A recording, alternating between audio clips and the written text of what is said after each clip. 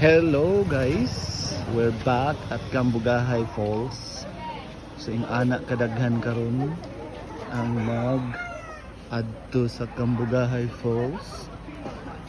Ay maanay magpa ferry walk karon, no? Daghan kayo yung mga tourist na line para sa entrance sa Cambugahay. Close pa man. Close pa man. Wala pa bitaw. Kaya naglinya pa. Saan yung orasa dahil pa abrihan? 9. So bibo na kayo mga angkol ug mga auntie ang Cambugahay. Close 4:30 PM. So it's still close. Everybody is waiting para mag-open ang atong Cambugahay Falls. Nanapod si Loloy. Oh, ay Loloy. Ay na. Ha? Ay na. So, we're back again. Here, Cambugahay Falls. Naman to. Oh, tura. Ta.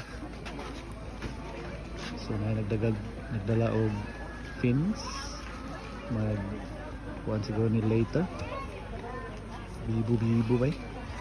Sa lagi hinungdan na ni ba? Si Ann Curtis lagi hinungdan na ni. Morning nag-ferry walk na halos tanan diri. Oh my God, kabibo. So, parasailing si Kihor at San Juan. Oh, napod sila yung parasailing activities dire. Everybody is busy. Oh, napod niya abot ng van. Tingala, uy, puno kayo mga tourists inside the van. Nakakatapadong. Are they going to stop here sa Cambugahay or going to another location? Kita yun ron. Tingnan taning ferry walk diri ron mga angkol, mga auntie kung I-check man nilang mga place ko. Huwag na may nangahulog pa ito kahapon. Wala pa kaya pa yung so modern close din na pagdating kaya na other na nahulog ng mga bato. So kinahanglan safe tayo mga angkol ug mga auntie sa ato ang ligo sa Cambugahay. Bibo